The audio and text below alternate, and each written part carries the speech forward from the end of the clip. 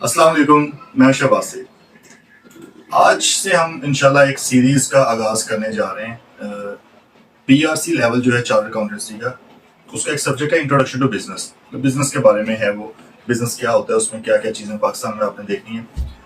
इत्तेफाक से मैंने एक वीडियो रिकॉर्ड की थी रिसेंटली। उसमें था कि पाकिस्तान में किस किस तरह के लीगल स्ट्रक्चर्स हो सकते हैं, limited company, partnership, sole proprietorship. आप लोगों ने शायद देखी हो। तो उस पे वो इत्तेफाकन इस सब्जेक्ट का एक चैप्टर है। तो उसके बाद काफ़ी स्टूडेंट्स ने भी ये रिक्वेस्ट की कि क्यों ना इसी तरह की ब्रीफ वीडियोस बना दी जाएं चैप्टर वाइज, ताकि स्टूडेंट्स को थोड़ी सी असिस्टेंस उसमें मिले, हेल्प हो सके। तो हमारी कोशिश होती है कि हर तरह की गाइडेंस दी जाए स्टूडेंट्स को भी। तो उसी वाले से इंशाल्लाह एक काविश मैं करने जा रहा हूँ। होपफुली अल्लाह इसमें इंशाल्लाह बरकत भी डालेगा कि 10 चैप्टर्स हैं इंट्रोडक्शन टू बिजनेस के, और इसका ये आज फर्स्ट चैप्टर है नेचर ऑफ बिजनेस। इससे हम स्टार्ट होंगे इंशाल्लाह 15 से 25 मिनट के अंदर। कॉन्सेप्ट्स को ट्राई किया जाएगा कि ब्रीफली हम एक्सप्लेन कर दें। Obviously this is not the replica of a full lecture, वो तो इसका नहीं हो सकता निम्न बदल, लेकिन स्टिल हम कोशिश करेंगे कि इंशाल्लाह आपको बेहतर एक आइडिया देने की ट्राई करें। चलिए बिस्मिल्लाह करते हैं। चैप्टर 1 है नेचर ऑफ बिजनेस। ये साथ आप मेरे नोट्स देख लेंगे। I2B रन डाउन है, इंट्रोडक्शन टू बिजनेस का रन डाउन मैंने नोट्स अपने बनाए हुए हैं, वो भी आप ले सकते हैं। उसमें ब्रीफली चीज़ें रिवीजन के पर्पस के लिए सिर्फ दी गई हैं। ऑब्वियसली टोटल उसमें कॉन्सेप्ट सारे एक्सप्लेन नहीं किए गए, सिर्फ बुलेट्स की शेप में। मैं वहीं से देख के आपको फिर एक्सप्लेन कर दूंगा। ऑल्दो अगर आपने एग्जाम्स में जाना है आई कैप के, तो आपको जो आई कैप की बुक है ऑलमोस्ट 190 पेजेस की, उसी को आपको स्टडी करना होगा। उसी में से कुछ क्वेश्चन आते हैं। ये सिर्फ एक क्विक रिवीजन के तौर पर है कि अगर आप कॉन्सेप्ट आते हैं तो आप क्विकली रिवाइज कर सकते हैं। चलिए जी बिस्मिल्लाह करते हैं। सबसे पहले नेचर ऑफ बिजनेस चैप्टर 1 है I2B इंट्रोडक्शन टू बिजनेस का। तो बिजनेस को स्टडी करने से पहले कि बिजनेस होता क्या है, लेट्स डिस्कस के जी बिजनेस क्योंकि एक ऑर्गेनाइजेशन है, तो ऑर्गेनाइजेशन क्या होती है। देखिए ऑर्गेनाइजेशन हम उर्दू में भी अगर इसका तर्जमा करें तो ऑर्गेनाइज करने से मुराद होता है तरतीब में चीज़ों को मैनेज करके लेके चलना। ठीक है जी। तो ऑर्गेनाइजेशन से मुराद भी ये है कि डिफरेंट लोग होते हैं, मुख्तलिफ तरह के लोग हैं, मुख्तलिफ उनके ख्यालात होते हैं, मुख्तलिफ मुकासद होते हैं। उन सब को अलाइन करके किसी स्पेसिफिक गोल या मिशन की तरफ बढ़ना, इसको हम ऑर्गेनाइजेशन कहते हैं। ठीक है जी। तो कुछ भी लोग, 1 2 4 5 7 लोग, जितने भी लोग मिलकर जो काम करते हैं, एक स्पेसिफिक गोल होता है उनका, सारे उसी की तरफ चलते हैं, तो उसको ऑर्गेनाइजेशन कहेंगे। तो ऐसे लोग, ऐसी ऑर्गेनाइजेशन जिसका पर्पस प्रॉफिट कमाना हो, जो इकट्ठे हुए हैं मुनाफा कमाने के लिए, जिनका मकसद मुनाफा कमाना है, चाहे मुनाफा हो या ना हो एक अलग बात है। ठीक है, हो सकता है नुकसान भी हो जाए, लेकिन मकसद, एसेंस क्या था उनका, बेसिस क्या थी आपस में रिलेशनशिप की, वो था मुनाफा कमाना, प्रॉफिट कमाना।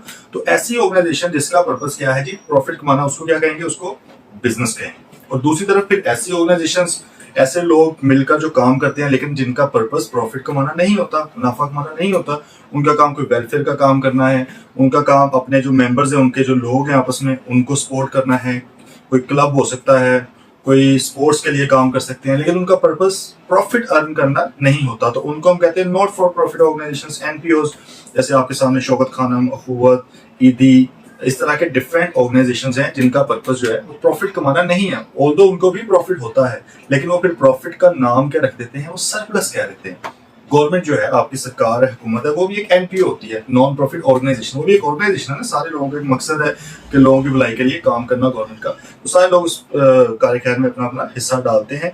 तो उनका भी फिर जो, अगर पाकिस्तान में तो ऑल्दो अनफॉर्चुनेटली प्रॉफिट होता नहीं है, ज्यादातर सरप्लस होता नहीं है, तो अगर कोई पैसा बच जाता है उसको क्या कहा जाएगा, सरप्लस कहा जाएगा। और अगर नुकसान में चले जाएं तो लॉस की जगह कौन सा वर्ड यूज हो जाएगा, डेफिसिट वर्ड यूज हो जाएगा। इसी तरह अकाउंट्स में भी जब हम अकाउंटिंग करते हैं, तो जो बिजनेस होता है, बिजनेस का उनका पर्पस ही प्रॉफिट कमाना होता है, तो उसने एक स्टेटमेंट ऑफ प्रॉफिट और लॉस बनानी होती है, जिसको हम स्टेटमेंट ऑफ कॉम्प्रिहेंसिव इनकम भी कहते हैं, कि जहां से उसको पता चल जाता है कि भाई कितना प्रॉफिट कमाया, कितना लॉस कमाया। लेकिन यही अगर एक NPO ने बनाना हो तो वो इसको प्रॉफिट और लॉस नहीं कह सकती, क्योंकि उसका पर्पस ही प्रॉफिट लॉस कमाना नहीं है।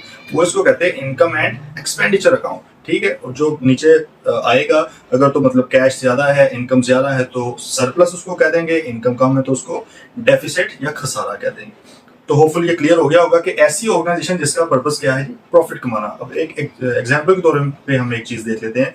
मिसाल के तौर पर एक बिजनेस है, बिजनेस से मुराद क्या हो गया, ऐसी ऑर्गेनाइजेशन जिसका पर्पस प्रॉफिट कमाना है। जैसे बिजनेस वर्ड सुने, फॉरन प्रॉफिट मेकिंग ऑर्गेनाइजेशन माइंड में आ जाए। उसका बिजनेस एक था, उसने बड़ा पैसा लगाया, लेकिन 5-6 साल लॉस में जाता रहा, लॉस लॉस लॉस, नुकसान में होता रहा, तो क्या हम उसको बिजनेस नहीं कहेंगे? हम उसको बिजनेस ही कहेंगे। क्यों? क्योंकि उसका जो मकसद था बनने का, मकसद तो प्रॉफिट कमाना था। बाकी इंसान के हाथ में तो मेहनत है, कोशिश है, बाकी अल्लाह उसको कामयाबी देता है। अगर उसको कामयाबी नहीं मिल रही, लॉस नहीं उसका कवर हो रहा, प्रॉफिट उसके पास नहीं आ रहा, वो एक अलग चीज है, लेकिन उसका मकसद क्या था? प्रॉफिट कमाना। चले, ये हो गया। अब देन हम आगे चले जाएंगे। जो प्रॉफिट आना है हमारे पास, ऑब्वियसली रेवेन्यू और एक्सपेंसेस का जो होता है, उन दोनों की कैलकुलेशन है कि मतलब रेवेन्यू में से एक्सपेंसेस अगर लेस कर दें और रेवेन्यू ज्यादा हो तो उसको प्रॉफिट कहते हैं, और अगर एक्सपेंसेस ज्यादा हो जाए तो क्या हो जाएगा? आपका लॉस हो जाएगा। एक्सपेंसेस को कॉस्ट भी कहते हैं, जैसे आपकी सैलरीज होगी, आपके यूटिलिटीज के बिजली वगैरह के बिल हो गए, रिपेयर मेंटेनेंस, रेंट वगैरह, ये सारे आपके खर्चे हैं। ठीक है जी। तो अब इन सारी चीजों को करने के लिए, प्रॉफिट कमाने के लिए, सिर्फ दुआओं से प्रॉफिट तो नहीं होना, सही है। उसके लिए आपको कोई ना कोई मेहनत करनी पड़ती है, आपके पास मैनेजमेंट स्किल्स होनी चाहिए, आपको गोल सेट करते हैं, कुछ ऑब्जेक्टिव्स होते हैं। तो इसी तरह 3 तरह के हमारे जो गोल्स हैं उसको बनाया जाता है। सबसे टॉप पे होते हैं गोल्स या प्लान्स या एम्स, हम उन्हें कह रहे हैं स्ट्रेटेजिक प्लान्स हैं। स्ट्रेटेजिक, जब भी आपने वर्ड सुना है स्ट्रेटेजी या स्ट्रेटेजिक, आपके माइंड में फौरन आना चाहिए यार कोई बहुत बड़े लेवल की चीज है, कोई बहुत बड़े लेवल का प्लान है, कोई लॉन्ग टर्म प्लान है। मिसाल के तौर पर प्रोडक्ट कौन सी बनाई जाए, प्रोडक्ट या सर्विस कौन सी सेल की जाए, ये एक बहुत बड़ा डिसीजन है। हो सकता है जी आप जो भी प्रोडक्ट बना रहे हो वो कहीं ना बिल्कुल खत्म हो जाए आपका बिजनेस, या आप मार्केट कौन सी में बेचना चाह रहे हैं, या आपने कोई बहुत बड़ा प्लांट लगाना है, फैक्ट्री लगानी है, नया ऑफिस बनाना है, रिसर्च एंड डेवलपमेंट के ऊपर खर्चा करना है। तो जो बड़े बड़े लेवल के प्लान्स, एम्स, गोल्स होते हैं उनको हम क्या कहते हैं? स्ट्रेटेजिक प्लान्स या एम्स। ठीक है। देन उससे एक नीचे लेवल पे, मिड लेवल पे आ जाते हैं। मिड लेवल वाले प्लान्स या गोल्स वो होते हैं जिनका पर्पज आमतौर पर स्ट्रेटेजिक लेवल के प्लान्स को मीट करना होता है। जैसे कि हमारा गोल था कि हमने अगले 5 साल में कोई बहुत बड़ा प्लांट सीमेंट का लगाना है। अब सीमेंट का प्लांट लगाने के लिए जो नीड कैश, आपके पास पैसा होना चाहिए। अब वो पैसा कहाँ से मैनेज करना है? क्या सेल्स करके पैसा कमाना है, उधर से आएगा, क्या उधार पकड़ने हैं, किस तरह करना है, शेयर इशू करने हैं वगैरह वगैरह। तो टेक्टिकल प्लान्स, मिड लेवल के प्लान्स आ जाते हैं। देन जी ऑपरेशनल। ऑपरेशनल होता है डे टू डे जो भी काम है, कोई भी काम है। आप मिसाल के तौर पर अगर आप कोई कॉलेज है तो उसमें एजुकेशन जो आप दे रहे हो, आपके जो लेक्चर्स हो रहे हैं वो है। अगर आपका टेक्सटाइल का काम है तो प्रोडक्शन करते हो, देन उसको बेचते चीजों को, आप ऑपरेशन बनाते हैं। तो ऑपरेशन से मुराद है डे टू डे एक्टिविटीज जो आपने करनी होती है। 3 तरह के हमने फिर एम्स या प्लान देख लिए। स्ट्रेटेजिक, ये फिर करते हैं प्लान कौन डिसाइड करता है? बोर्ड ऑफ डायरेक्टर्स, या ऊपर सब आप ये समझे सबसे ऊपर लेवल, जो टॉप लेवल की मैनेजमेंट है वो इसको डिसाइड करती है। टेक्निकल आ जाते हैं, मिड लेवल मैनेजमेंट करती है। और ऑपरेशनल, ऑपरेशंस का ऑब्वियसली नीचे वाले लोगों को पता है जो काम करते हैं। अब ऑफिस के अंदर बैठा सीईओ है, उसको तो नहीं पता जी कस्टमर्स के साथ किस तरह की लड़ाई हो रही है, कस्टमर बार्गेनिंग कर रहा है वगैरह वगैरह, उसको आइडिया नहीं है। तो ये फिर पावर या अथॉरिटी डेलीगेट की जाती है, उन्हें निचले लेवल पे दे दी जाती है कि भाई जूनियर मैनेजर्स लेवल के लोग इसको करें। ठीक हो, ये 3 तरह की चीजें थी। देन जी दूसरे नंबर पे आ जाता है कि क्या सारे गोल्स हैं वो एक ही लेवल पे बनाए जाते हैं? ठीक है। क्या एक ही गोल होता है बिजनेस का? क्या हर इंसान एक ही तरह का काम कर रहा होता है? तो उसको भी चीज को क्लियर करने के लिए हमें आगे बताया जाता है कि कोई भी बिजनेस है या कोई भी ऑर्गेनाइजेशन है, चाहे वो एनपीओ हो चाहे बिजनेस हो, वो 4 तरह के गोल्स या ऑब्जेक्टिव्स पे काम करती है। सबसे टॉप पे होता है विजन। विजन किसी भी इंसान का वो होता है जो वो अपने लाइफ में बेस्ट पॉसिबल सिनेरियो देख रहा है, अपने फ्यूचर से, आज से नहीं, फ्यूचर में वो क्या, कहाँ पे अपने आप को स्टैंड करता है, क्या चीज देखता है। इसी तरह एक बिजनेस है या एक ऑर्गेनाइजेशन है, वो 10, 15, 20, 30 साल में अपने आप को कहाँ पे देखना चाह रही है। वर्ल्ड बैंक है, वर्ल्ड बैंक चाहता है कि हम दुनिया से गुर्बत को खत्म कर दें। ठीक है, ये उनका एक विजन है। इस तरह डिफरेंट विजन होते हैं। आपकी कोई टेक्सटाइल कंपनी हो सकता है, आप चाहें कि मैं दुनिया की सबसे बड़ी टेक्सटाइल कंपनी बनना चाहता हूँ, this can be your vision. अब उसके विजन के बाद आ जाता है मिशन। मिशन से मुराद ये है कि वो जो विजन है उसको अचीव करने के लिए एट द मोमेंट, आज की डेट पे आप क्या कर रहे हो, what's your purpose of existence, आप किस वजह से एग्जिस्ट कर रहे हो। ऑब्वियसली कोई भी बिजनेस है उसका जो पर्पस ऑफ एग्जिस्टेंस है that is to make profit, वो प्रॉफिट कमाने के लिए है, फ्री में तो काम करने के लिए वो नहीं आया हुआ। लेकिन प्रॉफिट कमाने के लिए क्या चूज किया आपने? हजारों तरह के प्रोफेशन हैं। क्या आपने कपड़ा बना के बेचना है, क्या आपने दवाइयाँ बेचनी है, क्या आपने ग्लासेस बेचनी है, लैपटॉप्स बेचने हैं, चेयर्स बेचनी है, क्या करना है आपको। ठीक है, तो वो आपका पर्पस ऑफ एग्जिस्टेंस जो होता है वो मिशन है। मिशन और विजन में फिर बुनियादी फर्क ये है, विजन होता है फ्यूचर आउटलुक, क्या फ्यूचर में अपने आप को कहाँ पे देख रहे हैं, और मिशन इज के आज की डेट पे, प्रेजेंट में आप कहाँ पे खड़े हुए हो। आमतौर पे आपका मिशन भी एक होता है बिजनेस का, उसी की तरफ सारे लोग काम करते हैं, और विजन भी एक होता है, सारी ऑर्गेनाइजेशन एक ही तरफ मिलकर काम कर रही होती है। अदरवाइज आपको पता है कि हर एम्प्लॉय है, हर किसी का अपना अपना नजरियात होते हैं, किसी को पैसे की जरूरत है, किसी को स्टेटस की जरूरत है, कोई लग्जरीज मांगता है, हर किसी के स्टेक्स या इंटरेस्ट बिजनेस में अलग होते हैं, हम आगे जाके स्टेक होल्डर्स को भी पढ़ेंगे। लेकिन जब हम उन्हें एक मिशन या विजन दे देते हैं स्टेटमेंट की सूरत में, 2-3 लाइंस के ऊपर एक स्टेटमेंट हम बना के दे देते हैं, वे सारे लोगों ने अब इसी तरफ चलना है। आपके अपने पर्सनल गोल्स ऑब्जेक्टिव्स जो भी हैं आपने उनको अलाइन करना है कि अगर वो उनको करने से आप ऑर्गेनाइजेशन के विजन या मिशन से दूर हट रहे हो तो फिर आप उसको छोड़ दें। आपका मकसद सिर्फ ऑर्गेनाइजेशन को आगे लेके चलना चाहिए, ठीक है। तो विजन हो गया, मिशन हो गया। अब एक मिशन को अचीव करने के लिए there can be hundreds of goals. मिसाल के तौर पर आपका एक मिशन है कि आपने अगले 10 साल में अपना जो प्रॉफिट है, प्रॉफिट को आपने डबल या ट्रिपल करना है। ये आपका एक मिशन है, सही है कि आपने अपने प्रॉफिट को डबल या ट्रिपल करना है। अब ऑब्वियसली इसको डबल ट्रिपल करना एक कोई आप समझ लो आसान काम नहीं है, बल्कि जुए शेर लाने के मुतरादिफ है, बहुत मुश्किल एक काम होता है प्रॉफिट को डबल ट्रिपल करना, ठीक है जी। अब उसके लिए अब आपने क्या करना है, डिफरेंट गोल्स बनाने हैं। देखें, अब प्रॉफिट कमाना है, आपने डबल करना है या ट्रिपल करना है, तो वो दिन रात में तो नहीं हो जाना, ठीक है। उसके लिए आपको क्या करना पड़ेगा, अगर आप एक मैन्युफैक्चरिंग कंपनी है, मतलब आप प्रोडक्शन करते हो, चीजें बनाते हो, सबसे पहला काम होगा आपको प्रोडक्शन बढ़ानी पड़ेगी अपनी। प्रोडक्शन बढ़ाने के लिए हो सकता है कि आपको फैक्ट्री भी लगानी पड़े, अब वो एक अलग से गोल है। अब फैक्ट्री लगाने के लिए पैसा चाहिए, फाइनेंस कहाँ से करना, वो एक अलग गोल है, ठीक है। अब प्रोडक्शन हो गई है, फैक्ट्री लग गई, चीजें बन गई, चीजों को मार्केट करना वो एक अलग गोल है। क्या मार्केट भी हो सकती है, नहीं बिक भी सकती है, नहीं। उसके बाद ये चले मार्केट होगी, क्या इसको सेल कर लेंगे हम, चीजें सेल भी हो जाएंगी, क्या आपकी आउटलेट्स या दुकानें हैं इतनी, या डिलीवरी चैनल्स हैं इतने, सप्लाई चेन है आपकी इतनी अच्छी, वो भी हो गया। अच्छा, अब क्या कैश के ऊपर सारी सेल करनी है या क्रेडिट के ऊपर करनी है, उधार पे तो नहीं सारी बेचनी कि भाई बिक गया है लेकिन साल पैसा ही नहीं आ रहा। तो इसका मतलब है कि एक चीज को, गोल को, एक मिशन को अचीव करने के लिए आपको डिफरेंट तरह के गोल्स भी अचीव करने पड़ते हैं। सारे गोल्स अचीव होंगे देन हो सकता है 10 साल बाद आपका प्रॉफिट डबल हो, ठीक हो गया। तो ये गोल से हम लोग ओवरऑल आपका ऑब्जेक्टिव होते हैं जिसको आपने अचीव करना होता है ऑर्गेनाइजेशन लेवल पे या डिपार्टमेंट लेवल पे। अब उससे नीचे ड्रिल डाउन करें तो उसको भी तोड़ के छोटे हिस्सों में डिवाइड किया गया, यूनिट सब यूनिट्स बनाए गए। एक गोल है, जैसे हमने बात की कि प्रोडक्शन करना है, क्योंकि एक मिशन को अचीव करने के लिए डिफरेंट गोल्स हैं, उसमें से सिर्फ एक गोल क्या था कि प्रोडक्शन हमने बढ़ानी है। मिसाल के तौर पर डबल प्रोडक्शन हमने करनी है, जितनी भी आज 1000 यूनिट बन रहा है 2000 इसको करना है अगले 10 साल में। तो क्या ये 2000 यूनिट एक ही बंदा कर देगा? बिल्कुल नहीं, ये डिफरेंट लोग होंगे नीचे, उसके अंदर आप डिवाइड करेंगे। किसी को कहेंगे यार मिस्टर अली आपने 20 यूनिट्स आप बनाने हैं, मिस्टर फुरकान आपने 11 यूनिट्स बनाने हैं, किसी को 19 बनाने हैं, करते करते आप सब लोगों में डिवाइड करेंगे। अब अगर उनमें से कोई एक बंदा भी नहीं मिशन अपना ऑब्जेक्टिव मीट नहीं कर रहा, हो सकता है बाकी सारे लोग कर जाएं, लेकिन उससे क्या होगा, ओवरऑल जो गोल था 2000 यूनिट का वो पूरा नहीं होगा। इसलिए हर बंदे ने अपना अपना ऑब्जेक्टिव पूरा करना है। जब वो सारे ऑब्जेक्टिव्स अपना पूरा करेंगे देन एक गोल पूरा होगा। जब सारे गोल्स पूरे होंगे देन एक मिशन पूरा होगा। मिशन के ऊपर काम करते करते आप विजन की तरफ जाएंगे। That's the hierarchy. होपफुली आप लोगों को समझ आ गई होगी इसकी। देन जी, जो आपके ऑब्जेक्टिव्स होते हैं, जो भी आपने लोगों को असाइन करने हैं, they should be smart. Smart होने चाहिए। स्मार्ट से मुराद क्या है? एज फॉर स्पेसिफिक, स्पेसिफिकली आप बताओ, क्लियरली बताओ कि भाई आपने 10 यूनिट्स बनाने हैं, भाई आपने 10 यूनिट्स सेल करने हैं, भाई आपने बिजली के बिलों में इतना पैसा बचाना है। एग्जैक्टली बताओ, स्पेसिफिक बताओ।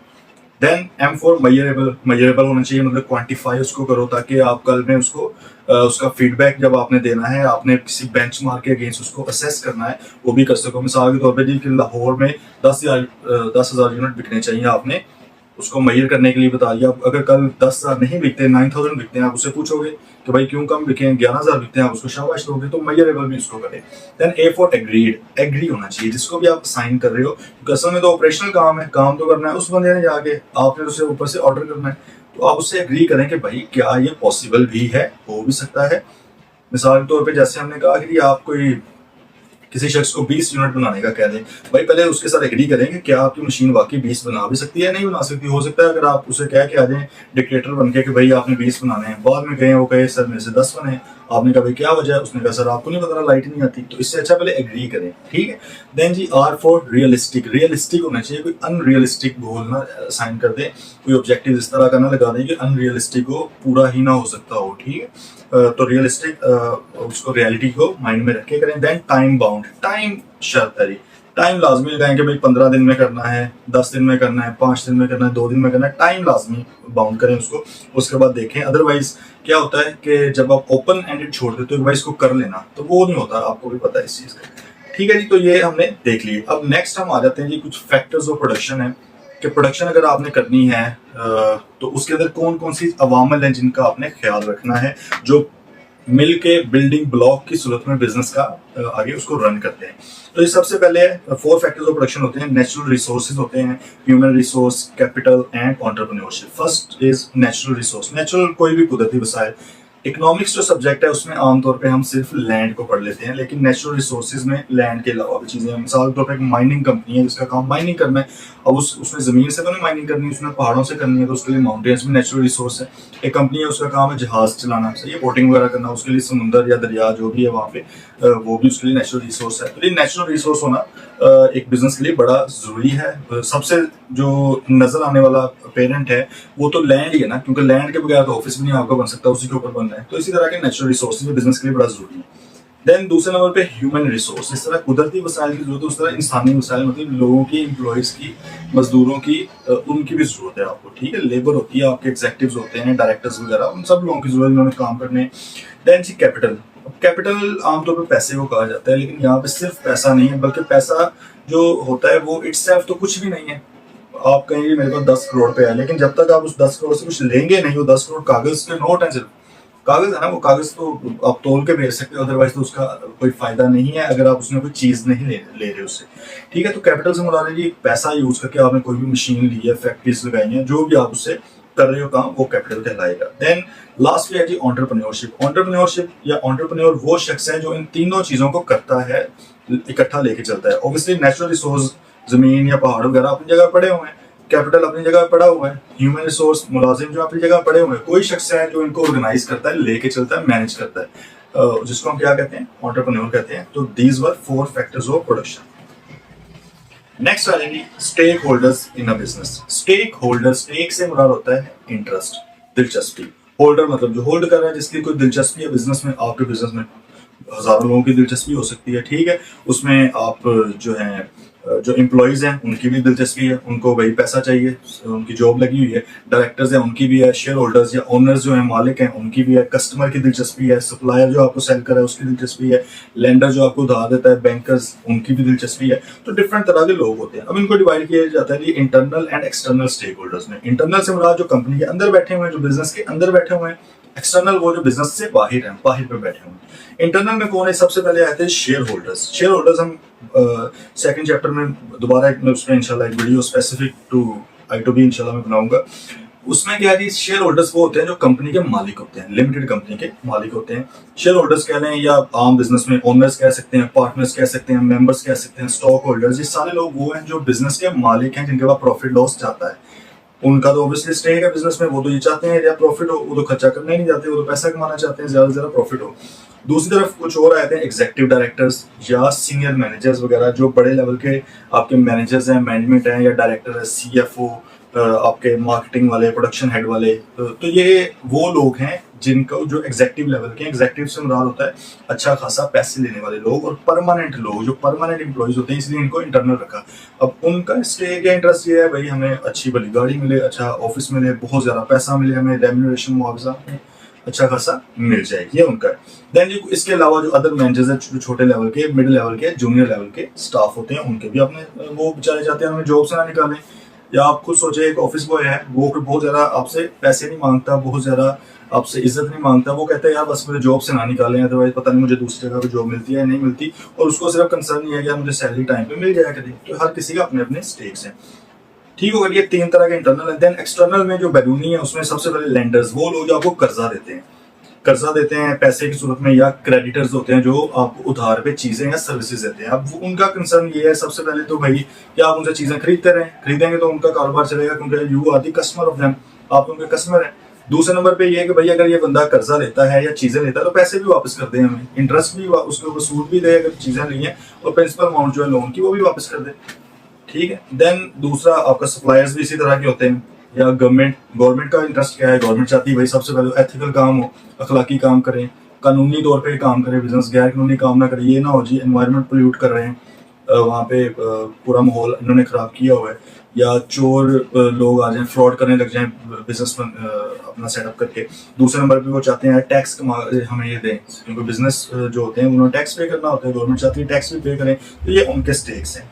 देन जी कस्टमर्स के स्टेक्स क्या है कि यार हमें वैल्यू फॉर मनी मिले, वैल्यू मिले। अगर कोई गरीब कस्टमर है वो ये चाहता है कि यार सस्ती चीज़ मिल जाए, बस। अगर कोई बहुत अमीर है वो ये चाहता है यार क्वालिटी मिले, लग्जरी मिले, स्टेटस मिले हमें, ठीक है। तो कस्टमर्स की भी कुछ ख्वाहिशात है।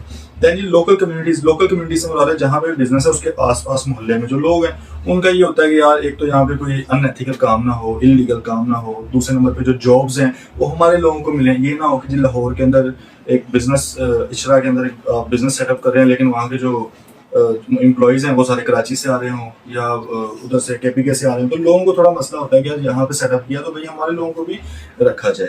इस तरह जनरल पब्लिक ओवरऑल जो पूरे पाकिस्तान में, जो पूरे इलाके में आपको देखती हैं कि भाई हमें भी इस चीज़ में कंसीडर किया जाए। मिसाल के तौर पे कराची में आमतौर पे हम सुनते थे पहले कि भत्ता बड़ा लेते थे। अब वो लेते तो उधर के लोगों से थे लेकिन हमें यहाँ पे बैठे हुए भी नुकसान उसका एक फील होती थी। हम सैड फील करते थे कि यार एक बुरी चीज़ है, नहीं करना चाहिए। हम जनरल पब्लिक हैं, ठीक है, तो हमारे ये कंसर्न्स है। देन कुछ होते हैं नॉन एग्जेक्टिव डायरेक्टर्स। एग्जेक्टिव हमने ऊपर पढ़े थे, ऊपर अभी डिस्कस किया। एग्जेक्टिव होते हैं जो परमानेंट एम्प्लॉई हैं, जो मुस्तकिल तौर पे एम्प्लॉइज हैं, सारी जिम्मेदारी उन्हीं की होती है, उन्होंने सारे फैसले करने होते हैं। तो नॉन एग्जेक्टिव कौन है? जो कि परमानेंट नहीं है। आमतौर पे क्या होता है, जो परमानेंट एम्प्लॉइज होते हैं उनको कई बार मिलना होता है बोनस वगैरह, तो अपने बोनस या कमीशन के चक्कर में कंपनी के गलत फैसले भी करवा देते हैं। इसीलिए फिर नॉन एग्जेक्टिव डायरेक्टर्स जो पक्के एम्प्लॉइज नहीं होते, वो बाहर से आप उनको कभी कभी बुलाते हो कि यार कोई अच्छा मशवरा, बड़ा मशवरा करना है। आप कहते हो यार ये बंदा काफी एक्सपीरियंस है, इसको जरा बुला के इससे डिस्कस कर लेते हैं। डिस्कस करके आप उनको जो भी वो मीटिंग होती है उसको मुआवजा रेम्युनरेशन दे देते हैं। तो उनके कंसर्न्स ये वाले नहीं होते जो एग्जेक्टिव्स के हैं कि गाड़ियां मिले उनको तो नहीं मिलनी, सैलरीज उनको नहीं मिलनी, ठीक हो गया। तो ये internal and external stakeholders हो गए। देन आपका कनेक्टेड स्टेक होल्डर की एक डेफिनेशन दी गई है। कनेक्टेड स्टेक होल्डर वो लोग होते हैं जो डिसीजन मेकर नहीं होते। डिसीजन मेकर से क्या मतलब फैसला उनके हाथ में नहीं होता। इसका मतलब है शेयर होल्डर आपका कनेक्टेड नहीं बन सकता, उनको फैसला उसी ने करना है। एग्जेक्टिव डायरेक्टर्स आपके कनेक्टेड नहीं बन सकते, उन्होंने भी फैसला करना है। तो पहला पॉइंट ये था। या दूसरा है कि is not a permanent part of infrastructure. Infrastructure जो है मतलब जो एम्प्लॉइज हैं उनका परमानेंट एम्प्लॉइज नहीं होते वो। इसका मतलब सीनियर मैनेजर, एग्जेक्टिव या एम्प्लॉइज जो होते हैं बड़े लेवल के, वो भी कनेक्टेड नहीं हो सकते। लेकिन तीसरा पॉइंट है कि उनकी जो एडवाइस होती है, जो उनकी बात होती है, वो बड़ी अहम होती है कंपनी या बिजनेस के फ्यूचर को शेप करने में।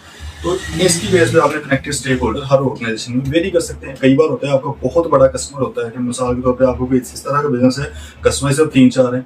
अब वो एक कस्टमर जो है उसी की जो इन्फ्लुएंस है आपके ऊपर बहुत ज्यादा हो सकता है, हालांकि ना वो परमानेंट पार्ट है, इंटरनल भी नहीं है, ना वो डिसीजन मेकर आपके बिजनेस का, ठीक है। तो ये भी आपने इस बेस पे फिर डिसाइड कर लेना है। अच्छा जी, अब जो भी हमने अभी तक बात की है कि वो इन्फ्लुएंस कर सकते हैं, कोई आपके ऊपर प्रेशर डाल सकता है, उनके पास पावर कहाँ से आती है? स्टेक होल्डर्स के पास अब पावर आती है दो जगहों से। एक होती है इंटरनल पावर, एक होती है एक्सटर्नल। इंटरनली अंदर से, कंपनी के अंदर से कहाँ से आती है? Position power. बड़े लेवल के लोग हैं, CEO है, बोर्ड ऑफ डायरेक्टर्स है, उनके पास पोजीशन की वजह से पावर है, भाई वो ऊपर लेवल पे बैठे हैं, उधर से पावर आ जाती है। Then claim on resources. कई बार आपका जो रिसोर्स होते हैं उसके ऊपर क्लेम होता है। मिसाल इंटरनली अभी बात कर रहे हैं, जैसे ट्रेड यूनियंस या लेबर यूनियंस बल्कि होती हैं। लेबर यूनियंस में क्या है कि आप उनका जो चेयरमैन या प्रेसिडेंट है, अगर उसको नाराज कर दे, वो बंदा कहता है यार कल से प्रोडक्शन बंद, कोई बंदा नहीं काम पे आएगा, कल से सेल बंद, सारे ब्रांचेस बंद हो जाएंगी, क्योंकि उसके बाद रिसोर्स जो ह्यूमन रिसोर्स है उसके ऊपर क्लेम है, सही है, वो उनको अपनी मर्जी से चला सकता है। तो ये भी पावर यहाँ से भी आती है, आपको सुननी पड़ जाती है उनकी। या कुछ लोगों में पर्सनल कैरिस्मा होता है या इन्फ्लुएंस होता है, कोई लीडर ही बड़ा अच्छा होता है बिजनेस में। मिसाल के तौर पर कोई आपका CEO है या कोई डायरेक्टर है, वो पर्सनली इतना अच्छा है कि आपको कोई भी वो काम करता है आपको करना पड़ जाता है, आप उसको इनकार नहीं करते, ठीक हो गया। देन जी कुछ एक्सटर्नल पावर्स भी होती हैं। एक्सटर्नली आपके पास कहाँ से आती है? सबसे पहले एक्सटर्नल से मुराद जो कंपनी या बिजनेस के बाहर है। सबसे पहले लीगल राइट्स, कानून है जी। कोई कानून कंपनी ने तो नहीं बनाया, बिजनेस ने नहीं बनाया, लेकिन एक कानून है कि शेयर होल्डर्स जो हैं, जो मालिक होते हैं, उनके पास राइट होता है जी वोट करने का। वो वोट कर सकते हैं, आपको वोट करके डायरेक्टर्स को इलेक्ट भी करते हैं और फारिग भी कर सकते हैं। सप्लायर जिसने आपको कर्जा दिया उसके ऊपर राइट है आपसे इंटरेस्ट मिले, प्रिंसिपल भी वापस ले, अगर आप नहीं करेंगे आपके ऊपर केस करेगा। ये कोई लीगल राइट्स है। या पब्लिसिटी, एक्सटर्नली वहां से पावर आती है। मीडिया है, मीडिया के पास आपको पता है कि एक प्रेशर ग्रुप है मीडिया बहुत बड़ा, वो आपके ऊपर प्रेशर डाल सकता है थ्रू पब्लिसिटी, किसी के बारे में झूठी सच्ची खबर लगा के प्रेशराइज आपको कर सकता है। यार कंट्रोल ओवर की रिसोर्सेज। एक्सटर्नली रिसोर्स जो होते हैं, मतलब मिसाल के तौर पर बहुत बड़ा सप्लायर है, एक या दो ही सप्लायर है लेट्स से पूरे पाकिस्तान में उस बिजनेस के। अब वो बंदे का कंट्रोल है, वो आपसे बातें भी मनवाएगा कि भाई नहीं मैं तो इसी रेट पे दूंगा, लेना तो लो वरना किसी और से ले लो। आप किसी और से ले ही नहीं सकते क्योंकि कोई और बंदा है ही नहीं, ठीक है। तो अगर कंट्रोल है रिसोर्सेज के ऊपर मेजर, तो फिर भी वो आपको इन्फ्लुएंस कर सकता है। यार बाइंग पावर, बाइंग पावर अब किसके पास होती है? कस्टमर के पास। अगर तो आपके चंद एक कस्टमर हैं तो वो इकट्ठे होकर आपके ऊपर प्रेशराइज आपको कर सकते हैं, क्वालिटी भी मांग सकते हैं, लोअर कॉस्ट पर भी चीज़ ले सकते हैं। लेकिन अगर कोई हज़ारों लाखों के हिसाब से रिटेल वाले कस्टमर्स हैं तो उनका दायरा इकट्ठा होना है कि थोड़ा मुश्किल एक चीज़ है, तो उसमें इतनी पावर नहीं होती। और ये दो जगहों से हमें पावर आती है। अब लास्ट चीज़ है कि पावर इंटरेस्ट मैट्रिक्स एक है। पावर इंटरेस्ट मैट्रिक्स, मैट्रिक्स कोई भी चीज़ होती है जो 2 या 3 चीज़ों को इकट्ठा करके हम उनको कंसीडर करते हैं, एनालिसिस करते हैं। एक मेंडलो साहब हैं जी, उन्होंने एक पावर इंटरेस्ट मैट्रिक्स दिया है ये कहने के लिए कि भाई किसी भी स्टेक होल्डर को डिफरेंट तरह के, सैकड़ों तरह के भी कई जगहों पे आपके स्टेक होल्डर्स हो सकते हैं, हमने 8-10 तरह के ऊपर पढ़े हैं, तो उनको आपने कितनी इज्जत देनी है, किस हिसाब से आपने लेके चलना है, किसको किस तरह डील करना है। तो उसमें वो कहते हैं जी पहले तो उसकी पावर देखें, उसके बाद अथॉरिटी कितनी है, अथॉरिटी वाइज मतलब वो इन्फ्लुएंस आपको कितना कर सकते हैं। दूसरा जी उनका इंटरेस्ट भी है या नहीं आप में, किसी का बहुत ज़्यादा इंटरेस्ट है, किसी का बड़ा कम है, तो उस हिसाब से आप उनको देखें। ये टेबल आपके सामने, इसमें आप देख सकते हैं कि पावर और इंटरेस्ट को आपने मैच करना है। कुछ लोग होते हैं उनके पास पावर बड़ी ज़्यादा होती है और उनका इंटरेस्ट भी ज़्यादा होता है। ये भी ऑर्गेनाइजेशन टू ऑर्गेनाइजेशन मुख्तलिफ होते हैं लोग। हो सकता है किसी ऑर्गेनाइजेशन में एक बंदा है उसके पास हाई पावर या हाई इंटरेस्ट है, लेकिन किसी और जगह पे उसके पास बिल्कुल ही कुछ ना हो। ठीक है, जैसे मिसाल के तौर पे आम तौर पे जो होता है वो शेयर होल्डर्स या जो मालिक होते हैं उनके पास इंटरेस्ट भी उनका बड़ा ज़्यादा है, उनमें पैसा लगा हुआ है भाई, और पावर भी उन्हीं के पास ज़्यादा है, मालिक है भाई। ठीक है, अब उनको आपने क्या करना है, उनको आपने manage closely with regular engagement. आपने उनके साथ रेगुलरली इंगेज रहना है, उनसे पूछते रहना है, डिस्कस करते रहना चीज़ें, ताकि वो खुश रहें और समझें कि भाई क्या चल रहा है बिजनेस में। इसी तरह बाकी भी हैं कि आपकी पावर कम है, इंटरेस्ट हाई है, तो उनको सिर्फ इन्फॉर्म कर दें कि भाई ये इस तरह का सिलसिला चल रहा है। कुछ लोग होते हैं उनकी पावर ज़्यादा होती है, इंटरेस्ट कम है, जैसे गवर्नमेंट है आमतौर पर, गवर्नमेंट के पास पावर बहुत ज़्यादा है, किसी भी बिजनेस को किसी भी वक्त बंद कर दे। ठीक है, लेकिन इंटरेस्ट उनका हर बिजनेस में इतना ज्यादा नहीं होता। कुछ ऑर्गेनाइजेशंस होती हैं, इनको कहते हैं public sector organisation. Public sector से मुराद है सरकारी इदारे। सरकारी इदारों में उनका इंटरेस्ट बड़ा ज्यादा होता है क्योंकि अपने इदारे हैं, गवर्नमेंट के पैसों से चलते हैं। लेकिन कोई छोटी मोटी ऑर्गेनाइजेशन हो सकता है उसमें इंटरेस्ट ज्यादा ना हो, तो उनको क्या करना है, keep satisfied with active consultation. उनके साथ हल्का फुल्का कंसल्ट करके उनको सेटिस्फाई रखें। और कुछ लोग होते हैं जिनके पास ना तो पावर होती है ना ही इंटरेस्ट होता है। आमतौर पर जैसे ऑफिस बॉयज या आपके जो जूनियर लेवल के लोग एम्प्लॉयज होते हैं या जो कस्टमर्स होते हैं, ठीक है, कस्टमर जो बहुत बड़ी तादाद में है, उनका जिनका कोई खास इंटरेस्ट नहीं होता है चीज़ में, ना उनके पास पावर होती है, तो सिर्फ फिर आपने उनको उल्टा मॉनिटर करते रहना है कि यार अगर इनको कोई मसला मसाइल आए तो आपने उसको डिस्कस कर लेना है, अदरवाइज नहीं करना। ठीक है जी, तो ये था ये आपका चैप्टर 1। इंशाल्लाह इसी तरह बाकी चैप्टर्स को भी डिस्कस किया रहेगा। बाकी कोई भी क्वेश्चन हो तो आप मैसेज भी कर सकते हैं, नंबर आप लोगों के पास इधर भी आ रहा होगा।